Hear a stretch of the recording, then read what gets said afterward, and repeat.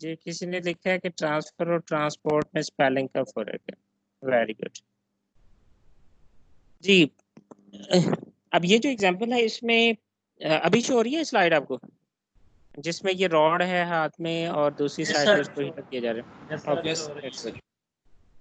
अब ये एक्चुअली एक रॉड है जो कि जिसमें हीट ट्रांसफर है, और वो हीट ट्रांसफर इसलिए है कि one and that is directly being heated up, that's at high temperature, और जो दूसरा एंड है उसका वो लोअर टेम्परेचर पे है। और if T H is higher than T lower, तो इस डेल्टा टी की वजह से हीट ट्रांसफर होगा from this left location A to the right location B. इसकी तरफ वो एक्चुअली हीट ट्रांसफर होगा। अब इसमें मैकेनिज्म क्या इन्वॉल्व होगा if it's a solid rod? तो किस किस मैकेनिज्म के थ्रू ये हीट ट्रांसफर है from point A to point B? Sir conduction. जी इट्स अ कंडक्शन फिनोमिना। और कंडक्शन फिनोमिना लिटरली बाय डेफिनेशन क्या है वो नेक्स्ट स्लाइड पे देखते हैं। It's a good gas, it's a conduction phenomena. और ये एक दूसरी पिक्चर है। इस पिक्चर में ये कि एक जार है, उस जार में वाटर फिल किया हुआ है, और उस वाटर के अंदर कुछ ड्रॉप्स इंक के या किसी डाई के वो ऐड कर दिए गए, ठीक है, एट टाइम जीरो। लेकिन with the passage of time ये जो ड्रॉप्स हैं या मालिक्यूल्स हैं वो स्प्रेड आउट हो रहे हैं throughout the jar, and at certain stage there will be a time कि जब driving forces completely balance out हो जाएंगी और ख़त्म हो जाएंगी, तो वो इक्विलिब्रियम की स्टेज आएगी, और इस इक्विलिब्रियम स्टेज में ये जो मालिक्यूल्स एंड डाई के वो कंप्लीटली स्प्रेड हो जाएंगी, ऑलमोस्ट इवनली स्प्रेड हो जाएंगी through out the volume of this jar. ये कौन सा मैकेनिज्म इन्वॉल्व है कि जिसमें ये जो मालिक्यूल्स हैं ये पूरे जार के अंदर स्प्रेड हो रहे हैं?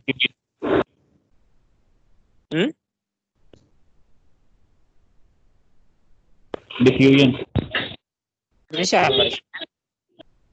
ये डिफ्यूजन मैकेनिज्म है, और वो डिफ्यूजन मैकेनिज्म की वजह से ये जो मालिक्यूल्स हैं वो सेपरेट हो रहे हैं। ठीक है, एक सिमिलर कॉन्सेप्ट होता है इफ्यूजन का। I hope you can have a look into that. ठीक है, इट्स अ डिफ्यूजन प्रोसेस। जी ये एक पिक्चर है।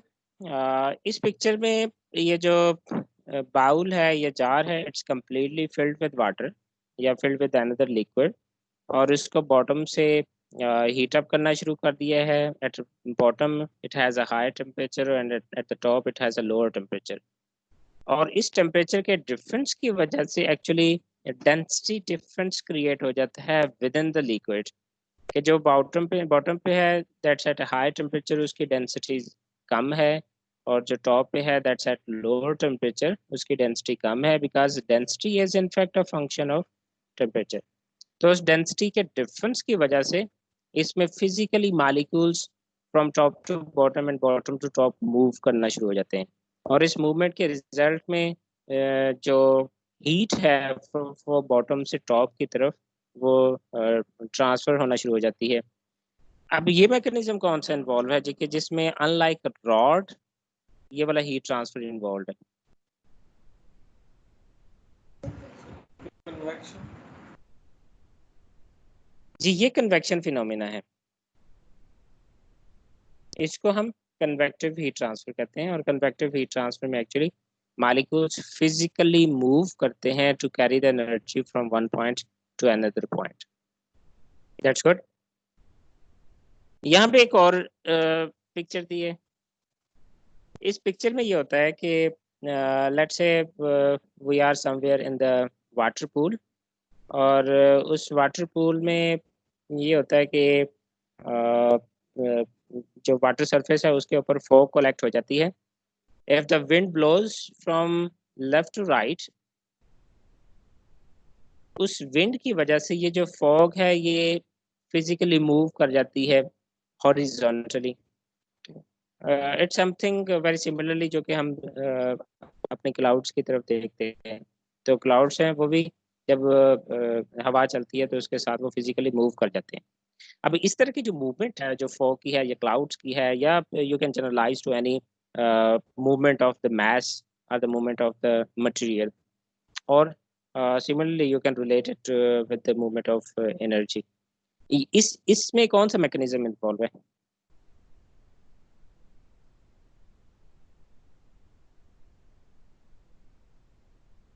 जी, एनी गेस? सर इसमें भी वो कन्वेक्शन ही आएगा सर रेडिएशन। इसमें जो मोस्ट इम्पोर्टेंट पैरामीटर है वो वेलोसिटी है, कि ये जो विंड ब्लो होगी उसकी वेलोसिटी क्या होगी। इनफैक्ट जितनी भी ये फॉग ने मूव करना है, that's because of the velocity gradient और द वेलोसिटी डिफरेंस, और in fact the velocity of the ये जो विंड है उसकी वजह से ये सारा मूवमेंट हो रही है। और इनफैक्ट इस मैकेनिज्म को हम एडवेक्शन कहते हैं। ठीक, एडवेक्शन, दिस इज एडवेक्शन। ये जो वर्टिकली मूवमेंट है दिस इज कन्वेक्शन। ये जो स्प्रेड आउट ऑफ मॉलिक्यूल्स है दिस इज द डिफ्यूजन। और ये जो सॉलिड रॉड में जो हीट ट्रांसफर है दिस इज कंडक्शन। ये 4 मैकेनिज्म्स हैं, और जनरली ये 4 मैकेनिज्म्स ये हम उसमें हीट ट्रांसफर में सारे के सारे हम पढ़ते हैं। मैस ट्रांसफर है, मैस ट्रांसफर में डिफ्यूजन का phenomena it's very common to us. इसी तरह से जो एडवेक्शन का फिनोमिना है this is very common, especially जहाँ पे हम फ्लूइड की चीज़ें पढ़ते हैं या इवन के मैस ट्रांसपोर्ट की चीज़ें पढ़ते हैं, तो उसमें एडवेक्शन का ये मैकेनिज्म ये इम्पोर्टेंट है। So these are the fundamental visualizations of this 4 mechanisms. अब इसकी अगर डेफिनेशंस देखनी है तो आप डेफिनेशंस जाके इन सारी टर्म्स की I will recommend just go to this dictionary, Merriam Webster dictionary है, आप जाके इनकी डेफिनेशंस देखें। I just copied the definitions of this terms from the same source. So let's have a look कि ये कैसे डिफाइन कर रहे हैं कंडक्शन को। Conduction is the transfer of heat through matter by communication of kinetic energy from particle to particle। और इसी के साथ हमने फंडामेंटली डिफाइन किया था कंडक्शन को with no net displacement of the particles, कि जब पार्टिकल एक्चुअली जब ट्रांसपोर्ट करेंगे या एनर्जी को कैरी करेंगे, ट्रांसफर करेंगे, तो यहाँ पे जो पार्टिकल होगा it will not physically occupy the location of another particle and that will not occupy the location of another particle, rather कि ये एक्चुअली पुश करेगा अगले मॉलिक्यूल्स को और उसके बाद वापस अपनी पोजीशन पे आ जाएगा, और इसी तरह से ये पुश करेगा नेक्स्ट मॉलिक्यूल को और अपनी वापस अपनी पोजीशन पे आ जाएगा। इसी तरह से ये पार्टिकल टू पार्टिकल ये इंफॉर्मेशन जो है या ये थर्मल एनर्जी है ये कैरी होती जाएगी टिल द जहाँ पे लास्ट इसकी फिजिकल पोजीशन है वहाँ पर। तो this is what the conduction is. और जो पार्टिकल्स हैं वो नेट मूव नहीं करेंगे। डिफ्यूजन में क्या होता है कि diffusion is the process whereby particles of the liquid or the molecules of the liquid, gases or solids intermingle, ठीक है, फिजिकली वो मिक्स अप हो जाते हैं as the result of their spontaneous movement caused by the thermal agitation, and in dissolved substances move from a region of higher to one of the lower concentration, ठीक, जो कि हम mess transfer में कहते हैं कि एक्चुअली जो particles हैं वो फिजिकली मूव कर जाते हैं, मिक्सअप होते हैं, चीज़ें हायर जो एंट्रोपिक जो स्टेट है उसकी तरफ मूव करते हैं और हायर कंसंट्रेशन से लोअर कंसंट्रेशन की तरफ डिफ्यूज करते हैं पार्टिकल्स। हाउ कि यहाँ पे ये जो डाई है ये डाई बेसिकली कंसंट्रेटेड मॉलिक्यूल्स हैं और ये हायर एनर्जी स्टेट में है या लोअर एंट्रोपिक स्टेट में है। ये मॉलिक्यूल्स एक्चुअली फिजिकली मूव करेंगे इन सच अ वे कि जब इसमें जो कंसंट्रेशन की ड्राइविंग फोर्स है वो खत्म हो जाए, ठीक है, और के सारा सिस्टम कंप्लीटली इक्विलिब्रियम में आ जाए, ये जिसको हम कहेंगे कि वो केमिकल इक्विलिब्रियम में है या कि पार्टिकल जो है वो उसके बीच में जो कंसंट्रेशन के डिफरेंस की वजह से जो ड्राइविंग फोर्स या पोटेंशियल एग्जिस्ट करता है वो सारे का सारा खत्म हो जाए। वो एक्चुअली ग्रेजुअली मूव करेंगे, ग्रेजुअली पार्टिकल्स कुछ सेपरेट करेंगे, फिर उसके बाद अपने आप को रीअसेस करेंगे कि whether that location is the most appropriate location for the molecules, या स्टिल उसमें ड्राइविंग फोर्स है, उसको अपने आप को और सेपरेट आउट कर सकते हैं। और इस सारे प्रोसेस के अंदर ये जो मॉलिक्यूल्स हैं एक्चुअली जो दूसरा इसका कैरियर मॉलिक्यूल है या जो सॉल्वेंट है उसके अंदर मिक्सअप होते रहेंगे, और ये अपने जो लीस्ट एनर्जी वैल्यू है या मोस्ट स्टेबल स्टेट है या इक्विलिब्रियम स्टेट है उसका मॉलिक्यूल फिजिकली। तो इसमें बेसिकली आप दोनों इन्वॉल्व होते हैं कि जो वो मीडिया जिसमें ये पार्टिकल्स मूव कर रहे हैं और पार्टिकल्स इटसेल्फ उनकी क्या प्रॉपर्टीज हैं, ये दोनों एक दूसरे के साथ इंटरेक्ट करेंगे और दोनों की प्रॉपर्टीज इंपॉर्टेंट होती है फॉर द डिफ्यूजन प्रोसेस। और इस डिफ्यूजन की वजह से ही हमारे बहुत सारे जो फिजिकल फिनोमिनास हैं वो गन होते हैं, and the mass transfer is one of those. Sir, hmm thermal agitation क्या चीज है? थर्मल एजिटेशन जो जो क्या फिजिकली जिसको मिक्सिंग कह सकते हैं, let's say in a very crude words, जो मिक्सिंग कह सकते हैं इसको। Okay sir. जी, उसके बाद कन्वेक्शन है। Convection is the movement in a gas or liquid in which the warmer part move up and the cooler part move down. This is a definition from Merriam-Webster dictionary.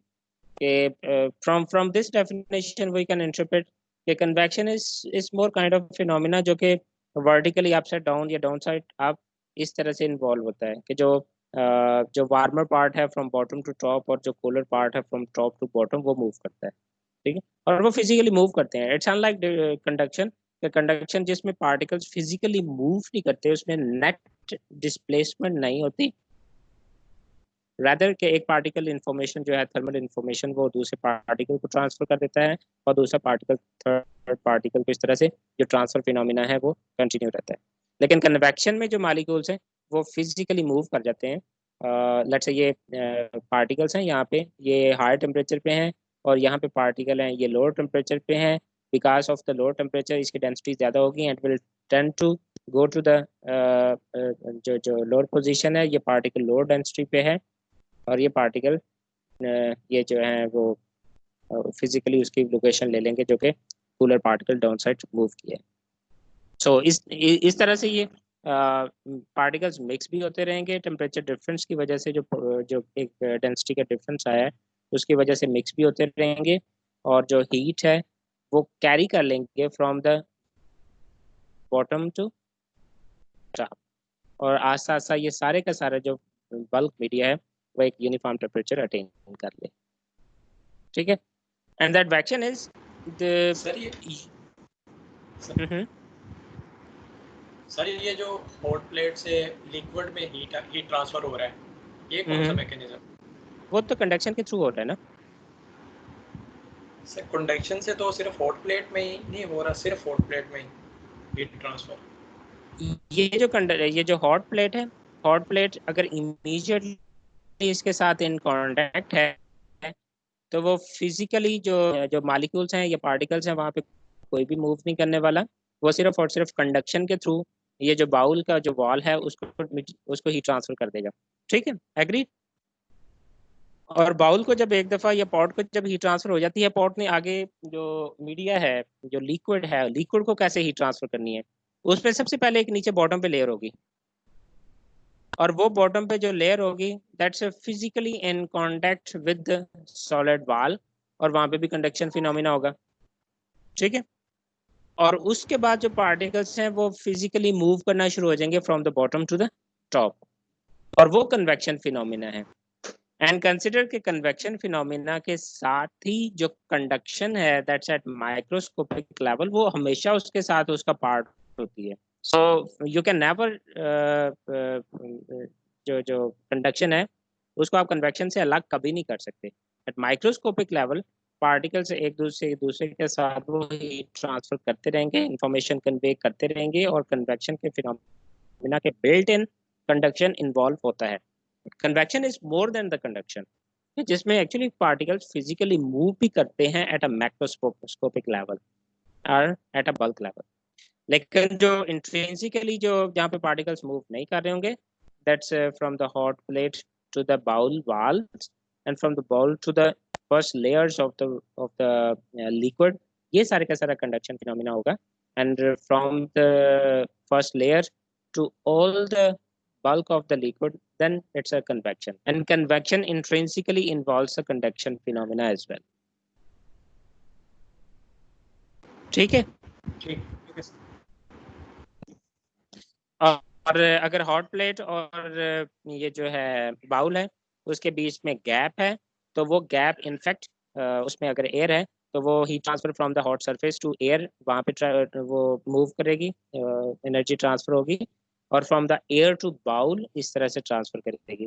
या जैसे हमारे gas stoves होते हैं, gas stoves में यही phenomena होता है कि जो कंबशन होती है, कंबशन की वजह से जो थर्मल एनर्जी है या हीट एनर्जी है वो रिलीज होती है, और वो गैसेस कैरी करती हैं, जो कंबशन गैसेस है, और वो combustion gases actually through convective phenomena energy transfer कर देती हैं बाउल को, और bowl through conduction from the bottom layer to the top layer of the wall या बॉटम वॉल टू द जो अपर वॉल है वहां तक वो within the thickness of the bowl वो मूव करती है, और फिर उसके बाद आगे फिनोमिना शुरू हो जाता है with in the bulk of the liquid, जो कन्वेक्शन फिनोमिना है। तो वहां पे एक और मैकेनिज्म इन्वॉल्व होगा through because of the presence of the hot gases at the stove and below the जो आपके पास बाउल है या पॉट है। क्लियर है? जी सर क्लियर। जी, उसके बाद एडवेक्शन है। एडवेक्शन वेब जो मैरियम वेबस्टर डिक्शनरी वो कैसे डिफाइन करती है? Advection is the usually horizontal movement of mass of fluid.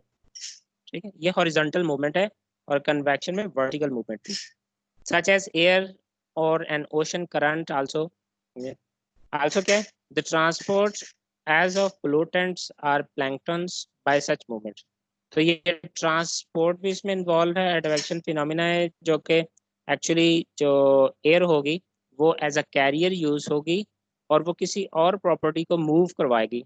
Let's say air है, वो पोल्यूटेंट्स को एक जगह से दूसरी जगह मूव करवा देती है, या जो प्लैंक्टन्स या जो आप कह सकते हैं जो माइक्रो ऑर्गेनिजम्स हैं इनको फिजिकली मूव करवा देती है। That's a transport. So transport is the carrier that carries certain properties or goods or another thing, उसको physically transport करवाता है from one point to another point। और ट्रांसफर में एक्चुअली जो प्रॉपर्टी वो itself मूव करके जाती है या एक फॉर्म से दूसरी फॉर्म में कन्वर्ट हो जाती है, that's a transfer।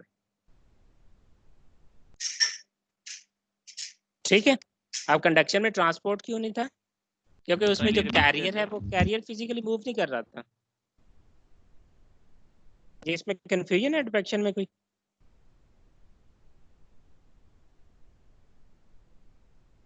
Sir transfer और ट्रांसपोर्ट थोड़ा सा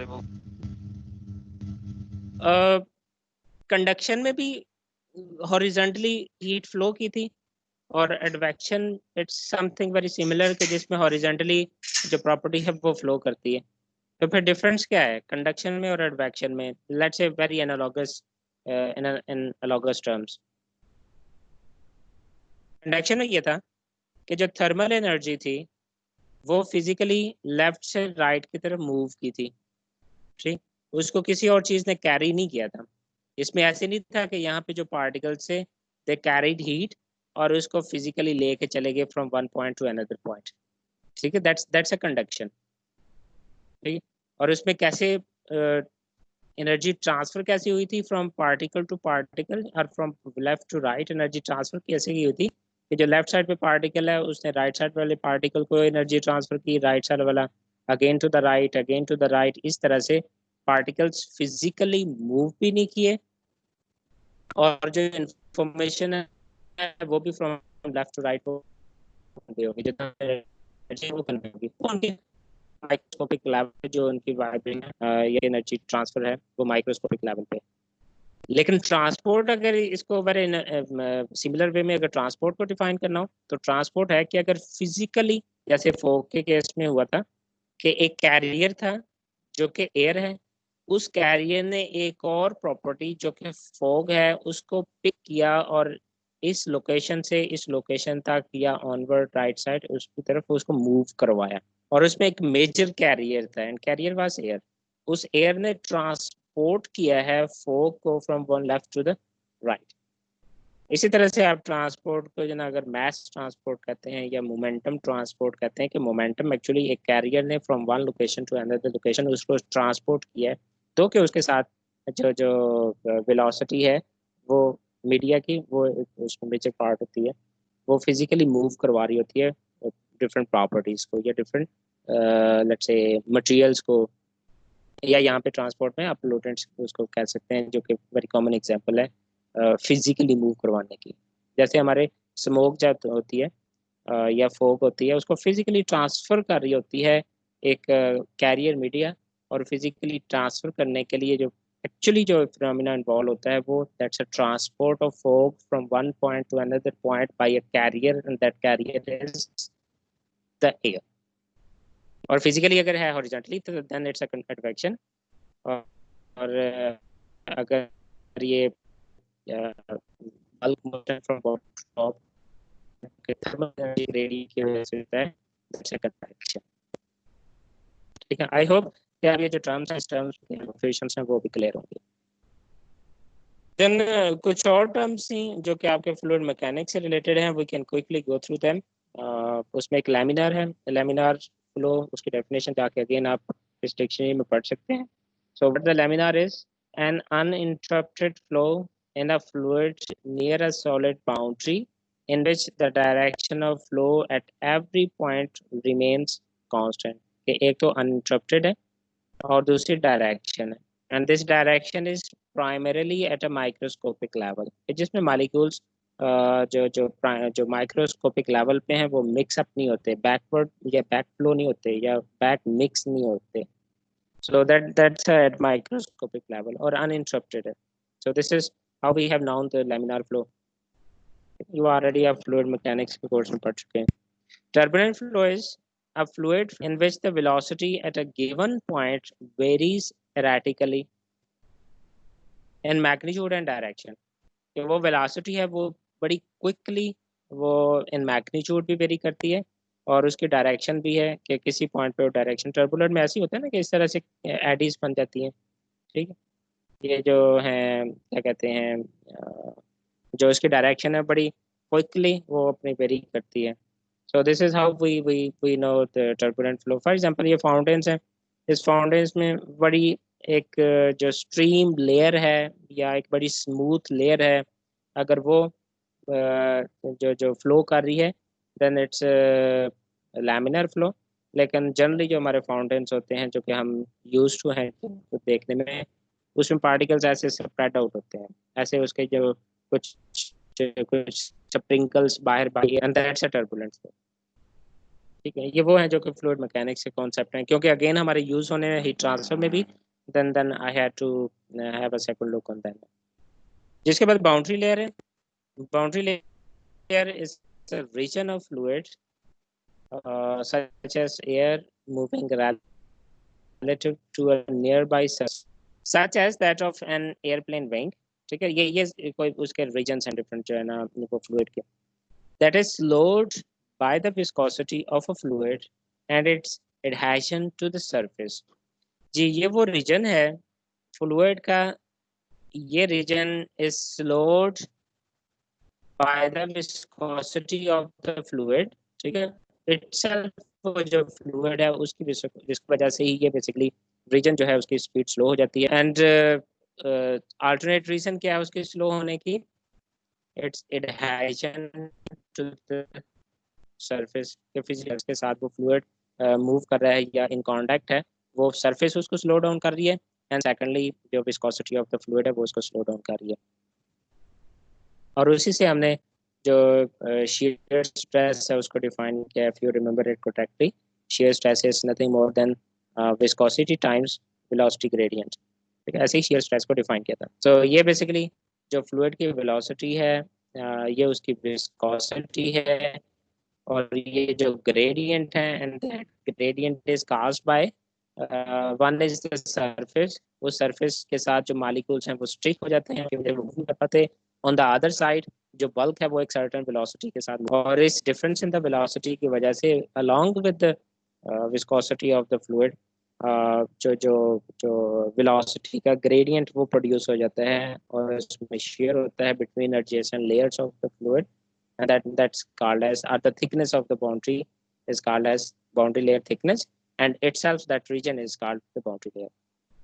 ठीक है, इसी तरह से shear stress है. Shear stress is a stress in the fluid caused by shear which tends to make different layers move in different directions. ठीक है, जब ये अगर फिजिकली एक वाल है, सरफेस है, उस सरफेस के ऊपर एक सर्टेन वेलोसिटी के साथ फ्लूइड मूव कर रहे हैं, तो उसकी जो फर्स्ट वो से इफेक्ट होगी, उसकी वेलोसिटी नियरली वही होगी जो कि सरफेस की, and that will B static if the surface is static, लेकिन उसके ऊपर जो लेयर्स होंगी, जो स्ट्रीम लाइंस होंगी, वो डिफरेंट वेलोसिटी की वजह से होंगी. अब ये जो लेयर होगी ये ट्रेंड करेगी कि नीचे वाली लेयर को मूव करवाए टू द राइट, और जो नीचे वाली लेयर है it will tend to slow down the movement of the upper stream line, upper layer. तो इस तरह से ये ऑपोजिट डायरेक्शन में बेसिकली ये दोनों एक्ट कर रही होंगी, and that is measured by the force per unit area. ठीक है, this is how we measure the shear stress for per unit area exerted by different sections on each other in a direction parallel to their plane in contact. ठीक है, this is how we define the shear stress. तो ये चार वो terms हैं जो कि हमारे हीट ट्रांसफर में अगेन यूज होंगी, but these are concepts from the fluid mechanics. So another concept जो कि हमने जो प्रीवियस लेक्चर है उसमें पढ़ा था, वो ये है कि if we have flowing fluid between solid walls, वो आप यूँ समझ लें कि एक पाइप के अंदर फ्लो कर रहे हैं, पाइप की जो सरफेस है उसका डिफरेंट टेम्परेचर है, और जो फ्लूइड इनवर्ड है उसका डिफरेंट टेम्परेचर है. तो it can be like this. या अगर फ्लैट सरफेसेस हैं तो फ्लैट सरफेसेस में lower surface can be at a different temperature, और उसके ऊपर जो सरफेस है it can be at a different temperature, and because of the difference in the temperature heat move करेगी. If T2 is greater than T1, तो जो heat energy है वो मूव करेगी या वो ट्रांसफर हो गई from the top to the bottom, इस तरह से हीट फ्लो करेगी. अब इस हीट फ्लो में मैकेनिज्म्स डिफरेंट इन्वॉल्व हैं. फॉर एग्जांपल यहाँ पे जो सॉलिड सरफेस के बिल्कुल एडजेसेंट लेयर होगी, that will be purely because of the conduction phenomena.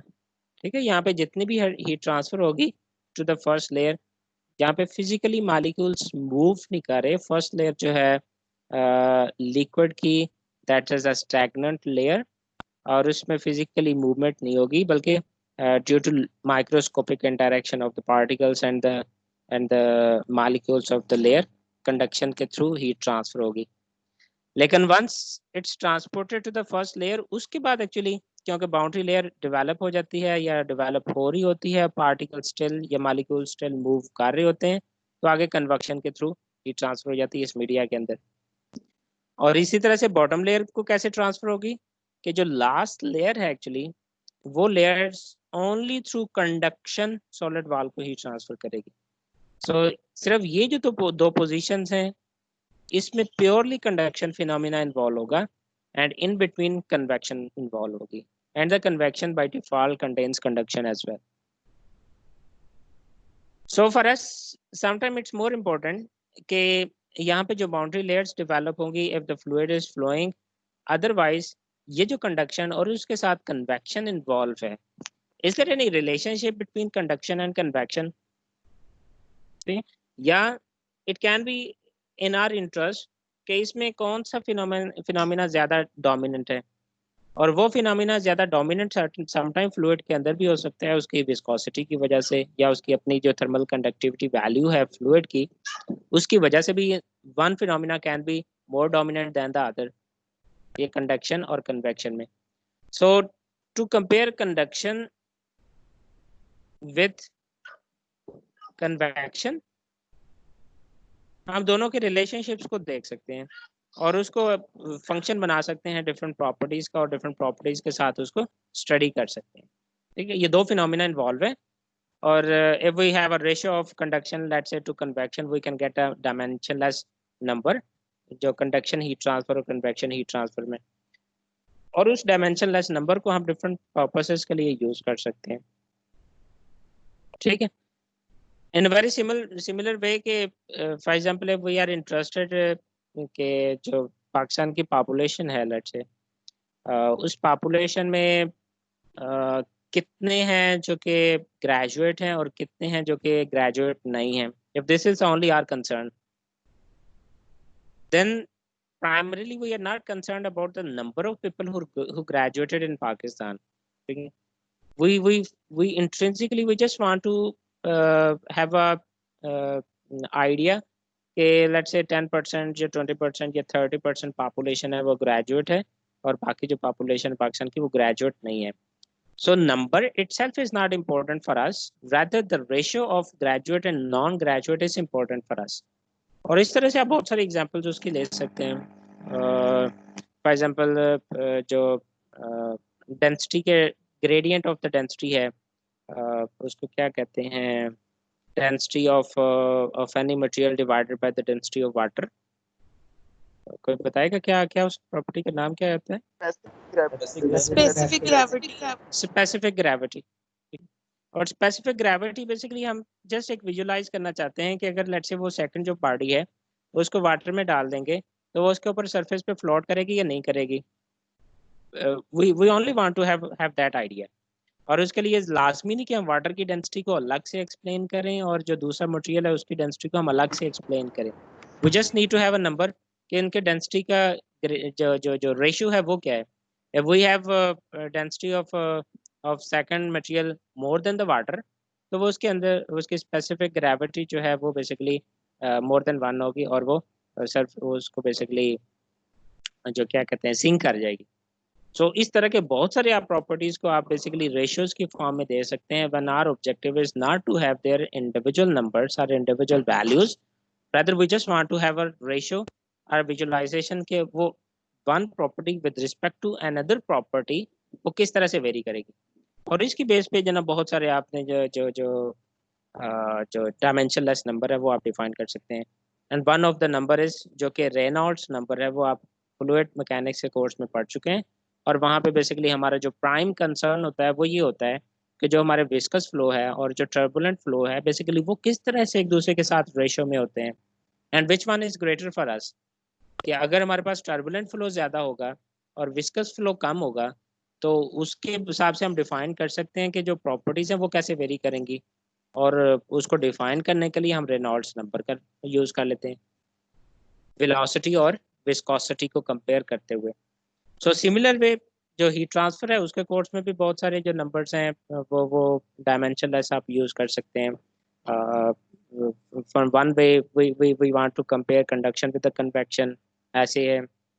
sometime maybe it's our interest कि हम advection को compare करके देखना चाहते हूँ convection के साथ कि convection और advection जो है उसमें कौन सा dominant phenomena है, because we want to use it for our own calculations.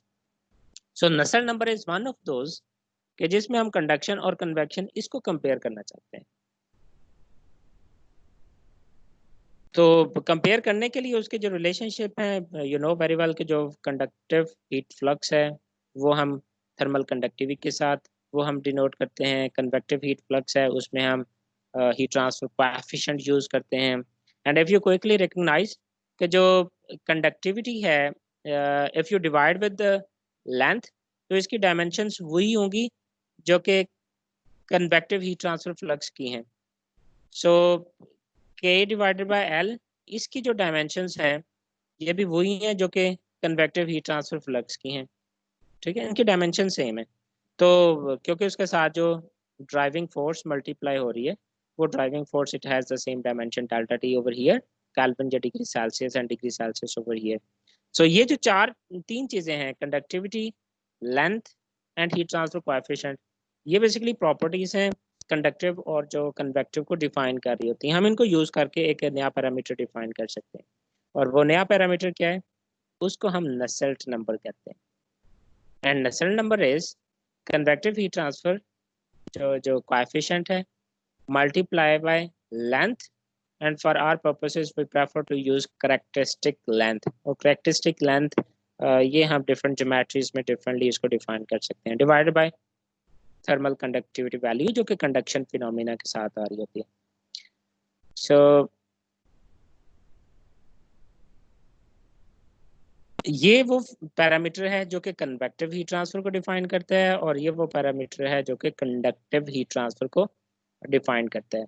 So rate of convective heat transfer by rate of conductive heat transfer, इन दोनों की रेशियो जो है, इस रेशियो को हम नसेल्ट नंबर के साथ डिफाइन कर लेते हैं, and to make it dimension independent साथ में उसको लेंथ के साथ यहाँ पे मल्टीप्लाई कर दिया। ठीक है, अब इसकी फिजिकल सिग्निफिकेंस क्या है? अभी आपकी क्लास किसकी है? It's almost 11 at this moment. Ma'am Samreen maths transfer किया। So just give me 2 minutes, ये मैं नसल नंबर को वाइंड अप कर लूं, then you will be free to go.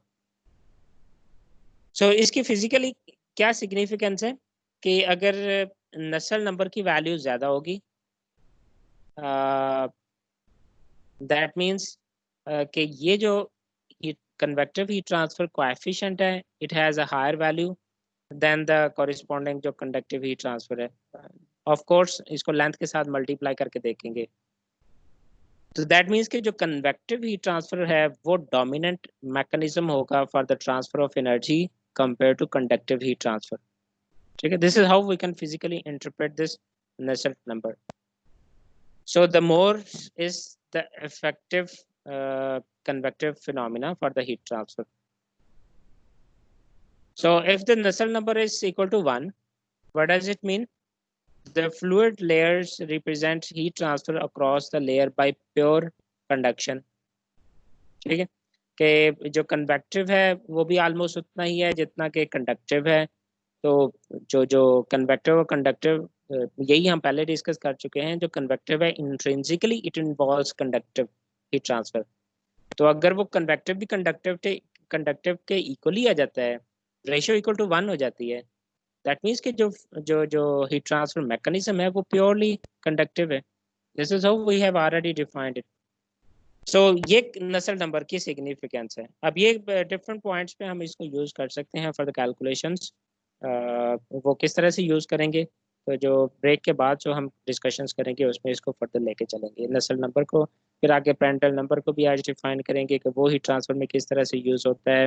And will try to do couple of examples कि ये जो अभी तक हमने जो डिस्कशंस की हैं ये थोड़ी सी विद द नंबर्स विजुअलाइज हो सके। That's all for as of now. Let's meet at 1 PM again. ठीक है,